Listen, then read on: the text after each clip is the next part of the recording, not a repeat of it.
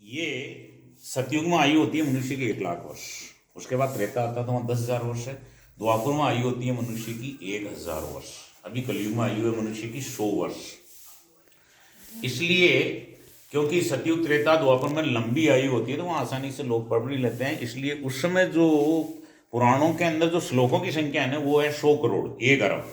अभी जो स्वर्ग के अंदर जो मिलेंगे आपको, या विष्णु लोक, ब्रह्मलोक, शिवलोक, या ब्रह्मा जी जहाँ रहते हैं वहां पर जो पुराण मिलेंगे तो उनमें 100 करोड़ है संख्या श्लोकों की। तो हर द्वापुर के एंड के अंदर, द्वापुर जब समाप्त होता है, भगवान स्वयं अवतार लेके आते हैं वेद व्यास के रूप में और वो पुराणों को लिखते हैं। आप वेद पुराण स्मृति जो हमारे सबसे बड़े जो शास्त्र है ना, धार्मिक ग्रंथ, ये तब तक श्रुति के आधार पर चलते रहते हैं, शिष्य परंपरा में चलते रहते हैं। जो भी शिष्य होता है गुरु जी से सीख लेता है। लेकिन अब क्या होता है कि जब कलयुग आ गया तो इनका संक्षिप्तीकरण किया गया है। वेद व्यास जी जो भगवान का अवतार है, लेकिन वो भी पुराणों को बनाने वाले नहीं है, वो उन्होंने संक्षिप्त किया है, उनका समराइज किया है।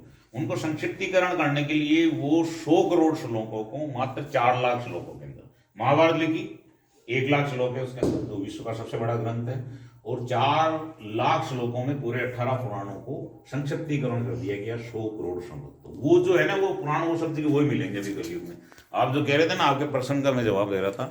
इसके बाद यहाँ के स्थान के बारे में बता देता हूँ। भगवान विष्णु सबसे पहले धरती में यहाँ आए, ब्रह्मा जी को जन्म दिया। ब्रह्मा जी को जन्म देने के बाद ब्रह्मा जी को आदेश दिया तपस्या का। जब ब्रह्मा जी ने तपस्या समाप्त कर ली तो उनको सृष्टि का आदेश दिया। जब उन्होंने सृष्टि पूरी बना ली और सतयुग समाप्त हो रहा था, तब ब्रह्मा जी के दिमाग में आया कि मेरे जन्म स्थल के ऊपर जाकर के मैं एक तीर्थ की स्थापना करता हूँ। तब उन्होंने पुष्कर में यज्ञ किया और ये 3 पुष्कर बनाए उन्होंने, ज्येष्ठ पुष्कर, मध्य पुष्कर और कनिष्ठ पुष्कर।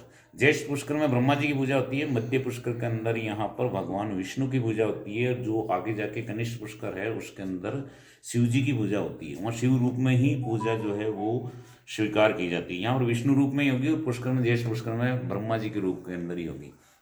उसके बाद अदिति के यहाँ अवतार लेके जब भगवान विष्णु आए तब उन्होंने यहाँ पर 10,000 वर्षों तक तपस्या की। साथ में शिव जी ने 9,100 वर्षों तक तपस्या की। उनके साथ सूर्य ने, चंद्रमा ने, 33 कोटि देवी देवताओं ने, सब ने यहाँ पर तपस्या की उनके साथ। इसलिए ये पुष्कर एरिया जो है, इसकी जो लंबाई 30 किलोमीटर है, चौड़ाई 6 किलोमीटर, इसमें तपस्या जो भी करता है तो उसका फल जो है वो 10,000 गुना ज़्यादा होता है। इसी कारण सभी ऋषियों ने, मुनियों ने, सबने यहाँ पर पुष्कर में आश्रम बनाए। यहाँ तक कि रावण भी इस लोभ को नहीं रोक रखा। और पास में जो यहाँ पर ये सामने जो साउथी पार्ट है ना, इसके पीछे जहाँ पर शिव जी का जो स्थान है, यहाँ पर भी आकर के रावण ने तपस्या की है। बाकी सभी लोगों ने यहाँ पर तपस्या की। उसके बाद त्रेता युग जब आया तो तब भगवान राम पुष्कर में दशरथ जी का श्राद्ध करने आए थे, तो यहाँ 1 माह तक रुके थे। उन्होंने भी यहाँ 1 माह तक रुक करके लक्ष्मण जी, सीता जी के साथ तपस्या की। जब द्वापर युग आया तो भगवान श्री कृष्ण यहाँ पर लगभग 11 बार आ चुके हैं और उन्होंने भी यहाँ पे तपस्या की। तो इस तरह से यहाँ पर तपस्या का फल जो है वो 10,000 गुना ज़्यादा मिलता है। ये सतयुग का तीर्थ है। त्रेता का तीर्थ नैमिषारण्य रहा है और कुरुक्षेत्र द्वापर का तीर्थ रहा है। अभी कलयुग जो है उसका तीर्थ गंगा है, इसलिए गंगा के किनारे सबसे ज़्यादा भीड़ मिलती है अभी इस समय। लेकिन जो फल जो होता है वो पुष्कर में सबसे ज़्यादा मिलता है। तो ये जो ओम नमो भगवते वासुदेवाय है, जो इस धरती का सबसे शक्तिशाली मंत्र है।